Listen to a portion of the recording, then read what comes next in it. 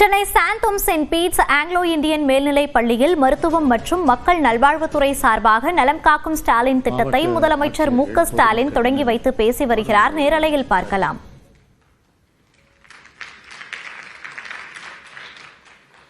தூத்துக்குடிக்கு வந்த மாண்புமிகு பிரதமர்கிட்ட தமிழ்நாட்டு மக்களின் சார்பில் அளிக்க வேண்டிய கோரிக்கைகள் அடங்கின மனுவையும் ரெடி பண்ணி அனுப்பி வச்சான். ஏன்னா உடல்நலம் பாதிக்கப்பட்டு மருத்துவமனை இருந்தாலும் மக்கள் பணியாற்றணும். இதுதான் என்னுடைய விருப்பம். இன்னைக்கு இந்த நிகழ்ச்சியில் சிறப்பான வகையில் கலந்து கொண்டிருக்கக்கூடிய நம்முடைய மாண்புமிகு துணை முதலமைச்சர் தம்பி உதயநிதி ஸ்டாலின் அவர்களே,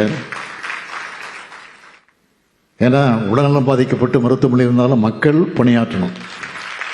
இதுதான் என்னுடைய விருப்பம். இன்னைக்கு இந்த நிகழ்ச்சியில் சிறப்பான வகையில் கலந்து கொண்டிருக்கக்கூடிய நம்முடைய மாண்புமிகு துணை முதலமைச்சர் தம்பி உதயநிதி ஸ்டாலின் அவர்களே, மாண்புமிகு அமைச்சர் பெருமக்கள் மா சுப்பிரமணியம் அவர்களே, மாண்புமிகு சேகர்பாபு அவர்களே, காணொலியின் வாயிலாக கலந்து கொண்டிருக்கக்கூடிய மாண்புமிகு மூத்த அமைச்சர் என்னுடைய அருமை அண்ணன் துரைமுருகன் உள்ளிட்ட அமைச்சர் பெருமக்களே, சட்டமன்ற உறுப்பினர்களே, நாடாளுமன்ற உறுப்பினர்களே, உள்ளாட்சி பிரதிநிதிகளே, நம்முடைய சென்னை மாநகராட்சியுடைய மேயர் திருமதி பிரியா அவர்களே, துணை மேயர் மகேஷ்குமார் அவர்களே, அதேபோல இந்த தொகுதியினுடைய சட்டமன்ற உறுப்பினர் வேலு அவர்களே, என்னுடைய மதிப்பிற்குரிய திரு இந்து ராம் உள்ளிட்ட முக்கிய விருந்தினர்களே, தலைமைச் செயலாளர் திரு முருகானந்தம் ஐஏஎஸ் அவர்களே, முதன்மைச் செயலாளர் திரு செந்தில்குமார் ஐஏஎஸ் அவர்களே, பெருநகர சென்னை மாநகராட்சியுடைய ஆணையர் திரு குமரகுமரவன் ஐஏஎஸ் அவர்களே, தேசிய நலவாழ்வு குழு இயக்குனர் திரு அருண் தம்புராஜ் ஐஏஎஸ் அவர்களே, அரசு உயர் அலுவலர்களே, பத்மஸ்ரீ சேஷே அவர்களே, சுரேந்திரன் உள்ளிட்ட நலங்காக்கும் மருத்துவர்களே, செவிலியர்களே, இந்த முகாமிற்கு வருகை தந்து பல்வேறு பயனை பெறவிருக்கக்கூடிய பயனாளி பெருமக்களே, பத்திரிகை மற்றும் ஊடகத்துறை சார்ந்த நண்பர்களே, எனது அருமை மருத்துவக் கல்லூரி மாணவர்களே, மாணவியர்களே, உங்கள் அனைவருக்கும் என்னுடைய அன்பான வணக்கம். நான் துவக்கத்தில் சொன்ன மாதிரி மருத்துவமனையிலிருந்து வீடு திரும்பின பிறகு நேற்று முன்தினம் தலைமைச் செயலக அலுவலகத்துக்கு சென்று என்னுடைய வழக்கமான பணிகளை தொடங்கினோம். அப்போது என்னோட செயலாளர்கள் கூட சொன்னாங்க, வெளி நிகழ்ச்சியெல்லாம் ஒரு வாரத்துக்கு தள்ளி வைக்கலாமே அப்படின்னு கேட்டாங்க. இல்லை, அதெல்லாம் தள்ளி வைக்க வேண்டாம், மக்களை சந்திச்சாதான் எனக்கு உற்சாகம் வரும். ஏதாவது உடல்நல என்னுடைய உடலில் ஏதாவது நோய் இருந்தாலும் அது நல்லாயிடும். எனவே மக்கள் பணியை செஞ்சால் அதுவே என் உடல்நலத்தை கொடுத்துடும் அப்படின்னு சொல்லித்தான் இங்கே வந்திருக்கிறேன். மருத்துவமனையில் இருந்து வந்தவர் கோட்டைக்கு வெளியே நான் கலந்துக்கிட்டு பேசுகிற முதல் நிகழ்ச்சி இது. நாட்டு மக்களுடைய நலன் காக்கக்கூடிய நிகழ்ச்சி. நாட்டு மக்களுடைய நலன்தான் என்னுடைய நலன். நாம் ஆட்சி பொறுப்புக்கு வந்தப்போ என்ன நிலைமை இருந்துச்சுன்னு யாரும் மறந்திருக்க மாட்டீங்க. கொரோனா 2வது அலை, ஆம்புலன்ஸ் தட்டுப்பாடு, ஆக்சிஜன் சிலிண்டர் தட்டுப்பாடுன்னு தமிழ்நாடு ஒரு நெருக்கடியிலிருந்து தவிச்சிட்டு இருந்துச்சு. நான் உட்பட எல்லா அமைச்சர்களும் மக்கள் நல்வாழ்வுத்துறை அமைச்சர்களாகவே மாறிட்டோம். அப்போ தடுப்பூசி பற்றி விழிப்புணர்வு ஏற்படுத்த எல்லாரும் தடுப்பூசி போடுறத உறுதி செஞ்சோம். அதே மாதிரி இன்னைக்கு கூட இந்த நலங்காக்கும் ஸ்டாலின் திட்டம் மூலமா எல்லா அமைச்சர்களும் மீண்டும் மருத்துவம் மற்றும் மக்கள் நலத்துறை அமைச்சர்களாக மாறி அவங்க மாவட்டத்தில் முகாமை தொடங்குறாங்க. கொரோனா காலத்தில் லாக்டவுனில் பொருளாதார ரீதியாக பாதிக்கக்கூடாதுன்னு, மக்கள் பொருளாதார ரீதியாக பாதிக்கக்கூடாதுன்னு ஒவ்வொரு குடும்பத்திற்கும் 2 தவணையாக 4000 ரூபாய் கொடுத்தோம். கொரோனாவை சிறப்பாக கட்டுப்படுத்தி இதுதான் மக்களை காக்கக்கூடிய உண்மையான அரசுன்னு நிரூபித்தோம். அது மட்டும் இல்லை, கல்வியும் மருத்துவமும் இந்த ஆட்சியோட 2 கண்கள்னு சொல்லி கல்விக்காகவும் அதே அளவுக்கு மருத்துவத்துக்காகவும் ஏராளமான திட்டங்களை செய்ய தொடங்கணும். அதில் எல்லாத்தையும் சொல்ல முடியாது, நேரம் இல்லை. சிலவற்றை மட்டும் சொல்லணும்னா, மக்களை தேடி மருத்துவம், இன்னுயிர் காக்கும் நம்மை காக்கும் 48, பாதம் காப்போம் இதயம் காப்போம், சிறுநீரகம் காக்கக்கூடிய சீர்மிகு மருத்துவ திட்டம், மக்களை தேடி ஆய்வக சேவைகள், நடப்போம் நலம் பெறுவோம் திட்டம், வணிகர்களை தேடி மருத்துவ திட்டம், தொழிலாளர்களை தேடி மருத்துவம், முதல்வர் மருந்தகம், இப்படி இன்னும் நிறைய திட்டங்கள் இருக்கு. நேரத்தினுடைய அருமை கருதி தான் நான் சில திட்டங்கள் மட்டும் இங்கே சொன்னேன்.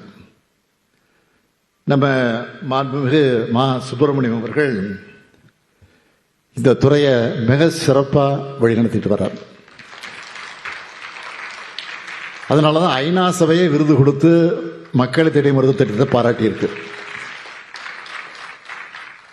என்னை பொறுத்த வரைக்கும் ஒரு திட்டத்தை கொண்டு வரோம்னா அது ஒவ்வொரு தனி மனிதரையும் போய் சென்றடையணும். ஒரே ஒருத்தர் கூட அதில் விடுபட்டு விடக்கூடாது. அதில் நான் ரொம்ப கவனமாக இருப்பேன். அதனால தான் உங்களுடன் ஸ்டாலின், நலங்காக்கும் ஸ்டாலின் போன்ற திட்டங்கள் மூலமாக ஒவ்வொருத்தருடைய தேவையும் புரிஞ்சுக்கிட்டு அவங்களுடைய எதிர்பார்ப்பை பூர்த்தி செஞ்சுட்டு இருக்கோம். இன்னைக்கு தொடங்கி இருக்கக்கூடிய திட்டத்தில் தொடர்ந்து 1256 முகாம்கள் நடக்கப் போகுது.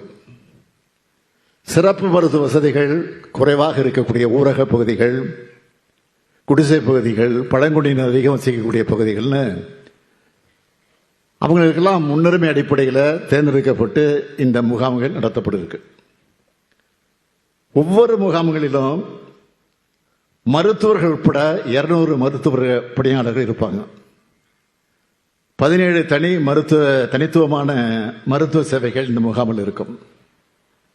சுகர் மற்றும் உயர் இரத்த அழுத்த நோயால் பாதிக்கப்பட்டவங்க, மனநல பாதிப்பு உடையவங்க, இதய நோயாளிங்க, முழுமையான இரத்த அணுக்கள் எண்ணிக்கை, இரத்த சர்க்கரை அளவு, சிறுநீரக செயல்பாட்டு சோதனைகள் செய்யப்படுகிறது. பொது மருத்துவ நிபுணர் அறிவுறுத்தலின்படி இசிஜி, எக்கோ, எக்ஸ்ரே, ஸ்கேன், காச நோய் மற்றும் தொழுநோய் பரிசோதனைகள், பெண்களுக்கான கருப்பை வாய் புற்றுநோய் மற்றும் மார்புகர புற்றுநோய் கண்டறியக்கூடிய சோதனைகளும் செய்யப்பட இருக்கு.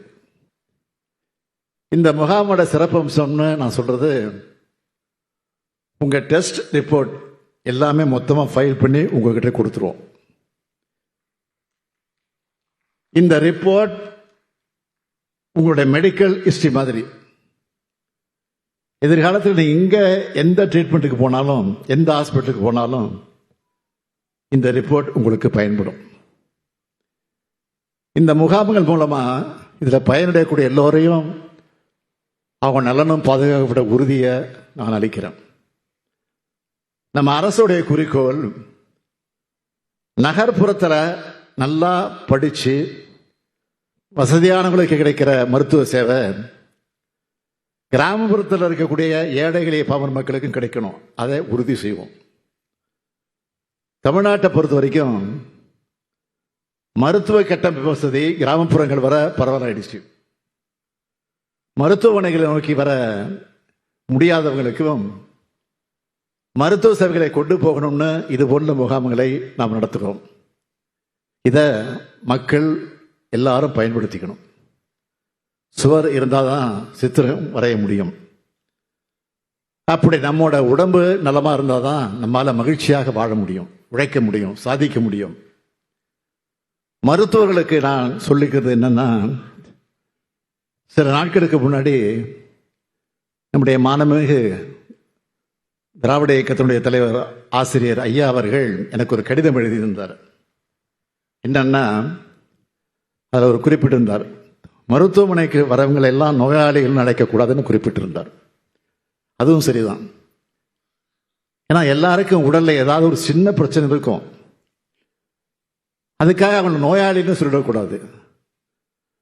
மருத்துவர்களையும் மருத்துவமனைகளையும் நாடி வரவங்களை மருத்துவ பயனாளிகளும் நாம் பார்க்கணும்.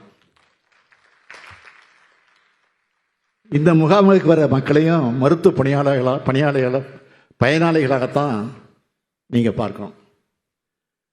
அடுத்து மருத்துவ பணியாளருக்கு நான் சொல்லிக்கிறது, உங்க குடும்பங்களில் ஒருத்தரா வந்தா எப்படி கவனிப்பீங்களோ அதே மாதிரி இந்த முகாம்களுக்கு வர்றவங்களையும் அக்கறையோடு பரிவோடு நீங்க கவனிச்சுக்கணும். அதே போன்று மக்கள் பிரதிநிதிகளுக்கும் அரசு அதிகாரிகளுக்கும் ஊடக நண்பர்களுக்கு நான் சொல்லிக்கிறது, இந்த முகாம்கள் உங்க பகுதிகளில் என்ன தொழில் நடக்குது, என்னைக்கு நடக்குது, என்னென்ன சேவைகள் வழங்கப்படுது, நீங்க தான் மக்கள் கொண்டு போய் சேர்க்கணும். அவங்க பயன்பெற அத்தனை உதவிகளை நீங்க செய்யணும். நீங்க ஏற்படுத்துகிற விழிப்புணர்வால ஒருத்தருடைய உயிர் காப்பாற்றப்படலாம், ஒரு குடும்பத்தோட எதிர்காலம் பாதுகாக்கப்படலாம். எனவே இதில் உங்களோட பங்களிப்பும் மிகவும் அவசியம். எதிலையும் எப்பவும் தமிழ்நாடு தான் நம்பர் 1 இருக்கணும். இதுதான் என்னுடைய விருப்பம். அப்படி மருத்துவ சேவைகள் வழங்குறதுலையும் மக்களோட உங்கள் உடல்நிலை பாதுகாக்கிறதுலையும் தமிழ்நாடு தான் நம்பர் 1 இருக்கணும். இது போன்ற திட்டங்களால அது நிச்சயம் நிறைவேறும் என்ற நம்பிக்கையோட நலமான உங்கள் வாழ்வுக்கு வாழ்த்துக்களை சொல்லி விடைபெறுகிறேன். நன்றி.